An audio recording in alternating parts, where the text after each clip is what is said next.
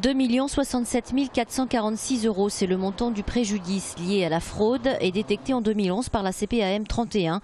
Un montant en augmentation significative par rapport à l'année dernière. Il était en 2010 d'1 300 000 € grâce à un dispositif de lutte mieux organisé. On a des améliorations en termes de système d'information et puis des échanges qui se développent dans le cadre du CODAF, le comité départemental antifraude, qui est organisé sous l'égide du préfet de département et avec lequel nous travaillons, donc le préfet, les douanes, la gendarmerie, tous les organismes de protection sociale qui versent des prestations dans le département. La fraude, c'est l'intention de nuire, à ne pas confondre avec l'abus ou la faute. Elle concerne toutes les catégories de prestataires de l'assurance maladie.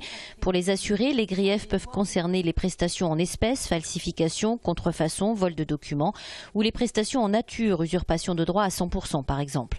Montant du préjudice détecté, 281 217 € en 2011. La fraude concerne aussi les professionnels de santé.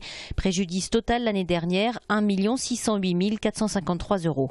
Ça peut être donc une falsification d'ordonnance, ça peut être aussi des actes qui sont facturés et qui n'ont pas été réalisés. Alors, l'ordonnance falsifiée, ça c'est assez facile à trouver et à démontrer.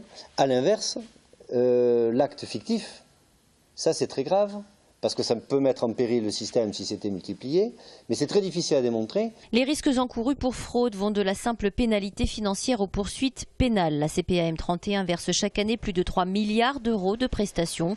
Le montant du préjudice détecté suite à des fraudes reste donc aujourd'hui assez marginal.